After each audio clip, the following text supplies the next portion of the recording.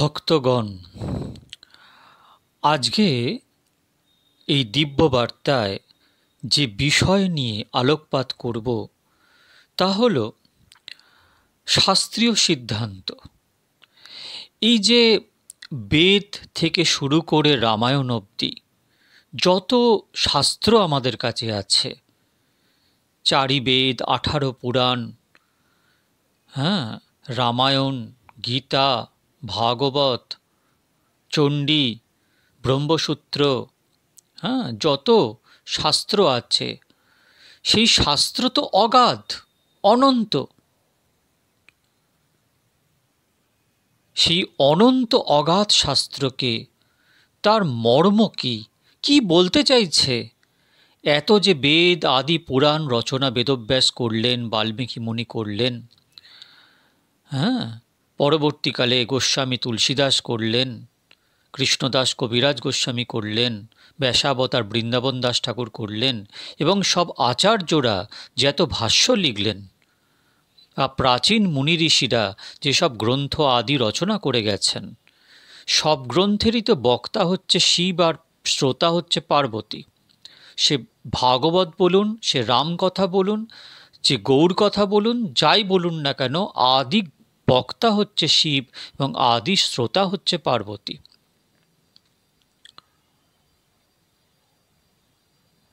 এই যে এত শাস্ত্র সম্বন্ধে শাস্ত্রে বলা আছে, বিভিন্ন বিষয় আলোকপাত করা আছে, এই এত শাস্ত্রে কি বলতে চাইছে, এই বিষয়টাই আমরা আজকে একটুখানি ছোট্ট করে আলোকপাত করব। কারণ এই বিষয়টা এত অগাধ যে একদিনে অল্প ভাষায় এ ব্যক্ত করা সম্ভব নয়। আদিগুরু শঙ্করাচার্য তার বিবেক চূড়ামণি গ্রন্থে বলছেন যে শব্দজাল ও মহারণ্য চিত্তভ্রমণ কারণম। এই যে এত শাস্ত্র আছে, এর শব্দের জাল, এর মধ্যে ঢুকে গেলে চিত্তভ্রমণ কারণম। আমাদের যদি এমন একটা অরণ্যে ঢুকিয়ে দেওয়া হয়, যে অরণ্য এত অগাধ বিশাল যে আমি ঢুকে বুঝতেই পারবো না যে বেরোনোর পথ কোথায়, এবং ভ্রমিত হব, এদিক যাব ওদিক যাব সেদিক যাব এবং ভ্রমিত হয়ে যাব। তো এই বেদাদি শাস্ত্র থেকে শুরু করে পুরাণ আদি শাস্ত্র, বেদান্ত, গীতা, ভাগবত, চণ্ডী, ব্রহ্মসূত্র, রামায়ণ, মহাভারত আদি যত শাস্ত্র আছে, এবং পরবর্তীকালে যত আচার্যপাদেরা যত শাস্ত্র লিখেছেন, গোস্বামী শাস্ত্র যা লক্ষাধিক, তো এই এত শাস্ত্র সাধারণ মানুষটা কি অনুধ্যান করতে পারবে? কখনো নয়। কারোর কাছে অনেক টাকা আছে, সে বাজারে গেল, গিয়ে অনেক বই কিনে নিয়ে চলে এলো, কিন্তু সে কি বুঝবে? কিছুই বুঝতে পারবে না, তার পক্ষে বোঝা সম্ভব নয়। তাই জন্য আমাদের পরম পূজ্য বড় বাবাজি মহারাজ বলতেন যে বেশি ব্যাখ্যা পড়ো না, বেশি ব্যাখ্যা ট্যাখ্যা পড়ো না, ভ্রমিত হয়ে যাবে। গ্রন্থকারকে স্মরণ করে গ্রন্থ বুকে নিয়ে কাঁদো, গ্রন্থকারের কৃপা হলে তুমি এর মর্ম বুঝে যাবে, তোমার হৃদয়েতে প্রকাশিত হয়ে যাবে। তাই তো নরোত্তম ঠাকুর বলেছেন দিব্যজ্ঞান হৃদে প্রকাশিত, দিব্যজ্ঞান হৃদে প্রকাশিত। ঠাকুর রামকৃষ্ণ পরমহংসদেব বলেছেন অধিজ্ঞান অজ্ঞানের লক্ষণ। যতটুকু দরকার ততটুকু জানো, এর বেশি জানতে চেও না। বেশি জানতে চাওয়ার একটা অভ্যাস অনেকের আছে, এগুলো হচ্ছে ইনফরমেশন গ্যাদারিং, এগুলো ভজন নয়।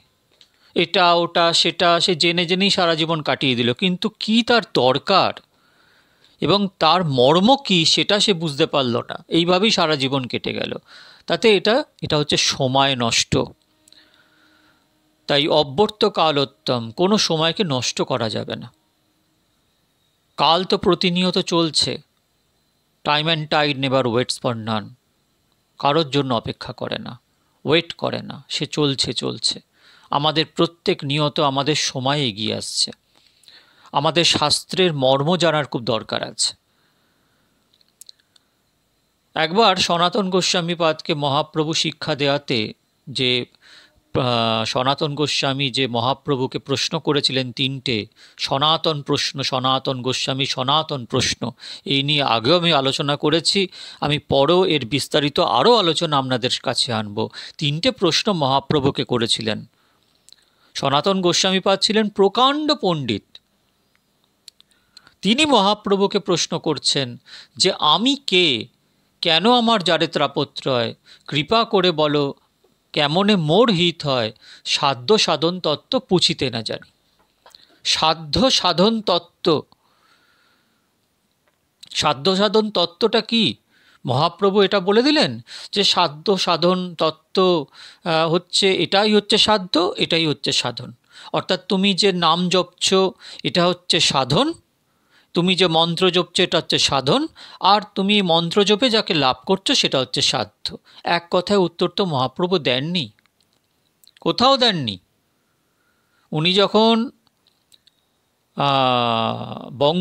বঙ্গভূমি পরিভ্রমণে গেছিলেন, চৈতন্য ভাগবতে আছে, তখন পূর্ববঙ্গে, বর্তমান যে পূর্ববঙ্গে, ওনার সাথে দেখা হয়েছিল তপন মিশ্রের। সে তপন মিশ্র শিক্ষায় বলা আছে, মহাপ্রভু তপন মিশ্রকে শিক্ষা দিচ্ছেন যে কলিযুগ ধর্ম হয় নাম সংকীর্তন, চারিযুগে চারি ধর্ম জীবের কারণ, অতএব কলিযুগে নামযজ্ঞ সার, আর কোনো ধর্ম করিলে নাহি হয় পার।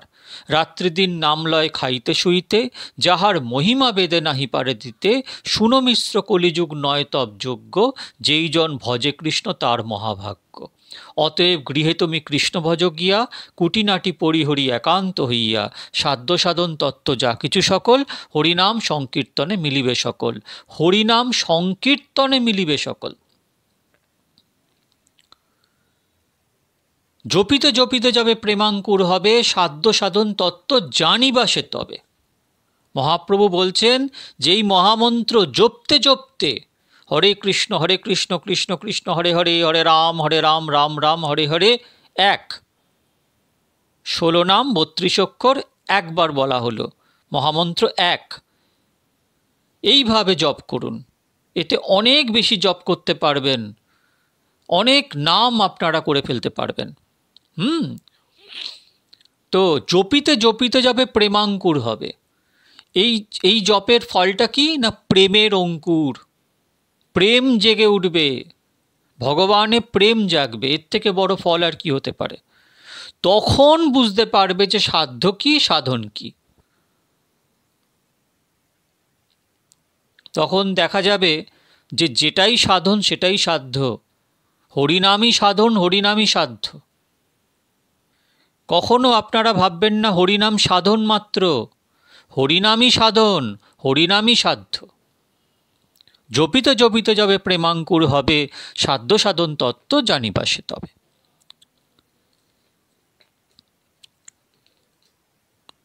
তো মহাপ্রভুকে সনাতন গোস্বামী বলছেন সাধ্য সাধন তত্ত্ব পুছিতে না জানি। ভাবুন একবার, সনাতন গোস্বামীর মতন, যিনি স্বরগোস্বামীর প্রধান, জয়রূপ সনাতন ভট্ট রঘুনাথ, শ্রীজীব গোপাল ভট্ট দাস রঘুনাথ, এই সনাতন গোস্বামী, তিনি বলছেন সাধ্য সাধন তত্ত্ব পুছিতে না জানি। মহাপ্রভু তাকে 2 মাস ধরে শিক্ষা দিলেন কাশীতে, এবং তাকে সাধ্য সাধন তত্ত্ব বুঝিয়ে দিলেন। সম্বন্ধ কি, অভিধেয় কি এবং প্রয়োজন তত্ত্ব কি সব বুঝিয়ে দিলেন। সেখানে মহাপ্রভু একটা সাংঘাতিক কথা বলছেন। সেখানে মহাপ্রভু বলছেন যে মৌসল লীলা আর কৃষ্ণ অন্তর্ধান, কেশাবতার আর যত বিরুদ্ধ ব্যাখ্যান, মহিষী হরণ আদি সব মায়াময়, ব্যাখ্যা শিখাইলে ওইছে সুসিদ্ধান্ত হয়। অর্থাৎ আপনি যদি মহাভারত পড়েন, ভাগবত পড়েন, আপনারা যদি যখন পড়বেন দেখবেন যে মৌসল লীলা বর্ণিত আছে একাদশ স্কন্ধে, কৃষ্ণ অন্তর্ধান লীলা, কেশাবতার আর যত বিরুদ্ধ ব্যাখ্যান, মহিষী হরণ আদি সব মায়াময়। মহিষী কারা? যাদের ভৌমাসুর যাদেরকে তুলে নিয়ে গেছিল, ভৌমাসুরকে বধ করে 16,000 রমণীকে উদ্ধার করেছিলেন এবং মর্যাদা দেওয়ার জন্য ভগবান তাদের আশ্রয় দিয়েছিলেন। এই 16,000 রমণী হচ্ছেন বেদের 16,000 অধ্যায়। ভগবানের সব কিছু দিব্য, ভগবানের কোনো কিছু মাইক নয়, মায়ার আন্ডারে নয়। ভগবানের জন্ম কর্ম সব দিব্যম, জন্ম কর্ম চমে দিব্যম, সব দিব্য। তো এইখানে মহাভারত বলুন আর ভাগবতে বলুন, যেসব মৌসল লীলা, কৃষ্ণ অন্তর্ধান, কেশাবতার, মহিষীহরণ লীলা, এই যত ব্যাখ্যা করা হয়েছে, মহাপ্রভু বলছেন যে এসব মায়াময়, মায়াময়। ব্যাখ্যা শিখাইলে ওইছে সুসিদ্ধান্ত হয়। ব্যাখ্যাটা কে শেখাবে?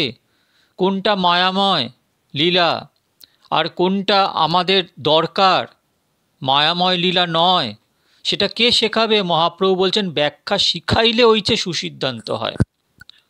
ব্যাখ্যা শেখালে তবে তো সুসিদ্ধান্ত হবে। তাই তো মহাপ্রভু বলেছেন যে চল যাও ভাগবত পড়ো বৈষ্ণবের স্থানে, বৈষ্ণবের কাছে গিয়ে শোনো। প্রকৃত যে বৈষ্ণব সে ভাগবত ব্যাখ্যা করবে তোমার কাছে।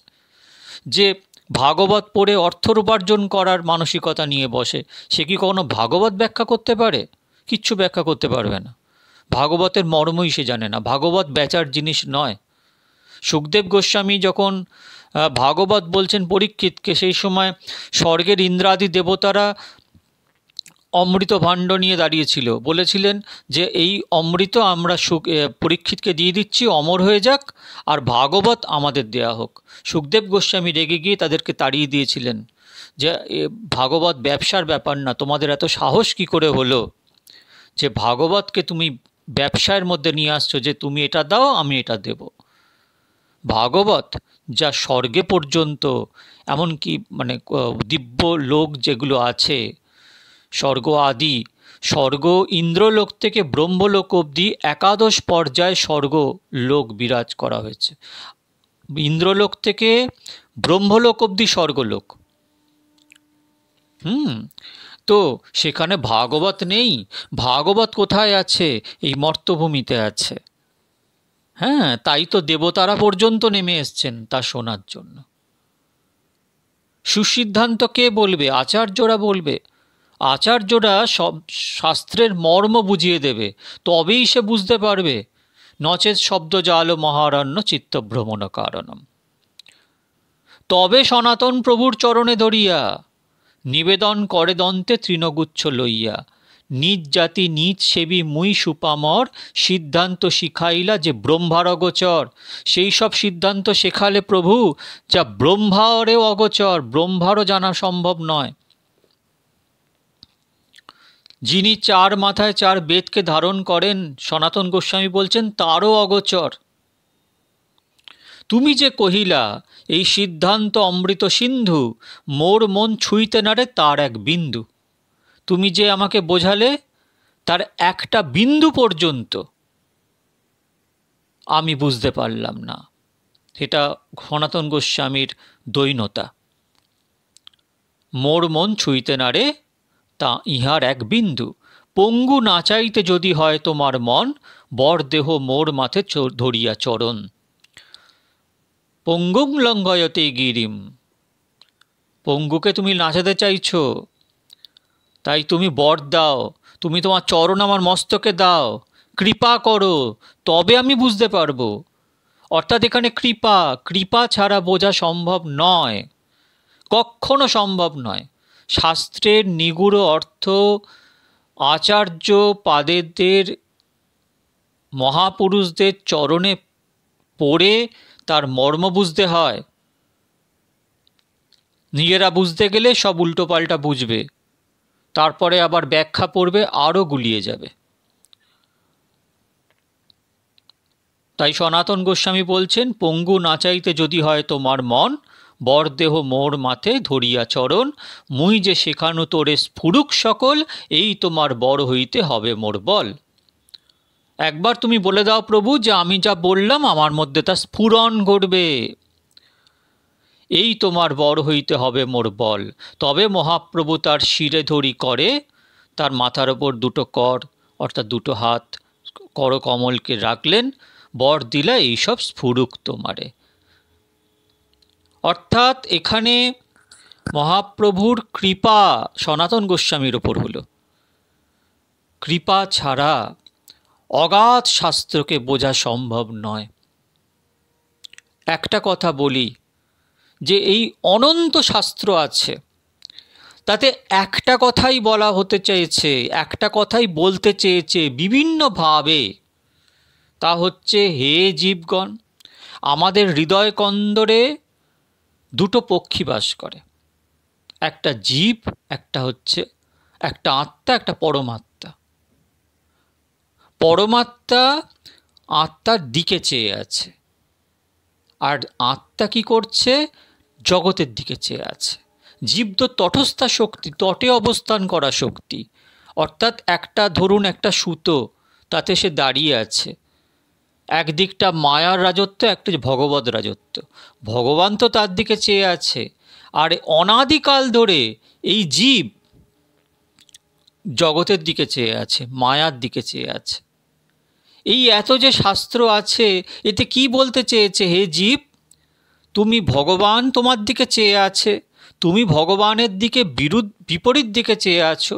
তুমি তুমি ভগবানের দিকে অ্যাবাউট টার্ন হয়ে যাও, ভগবানের দিকে চাও। দেখো, তোমাকে ভগবান দেখছেন। তুমি জগতের থেকে মুখ ঘুরিয়ে নাও, মুখ ঘুরিয়ে ভগবানের দিকে চাও।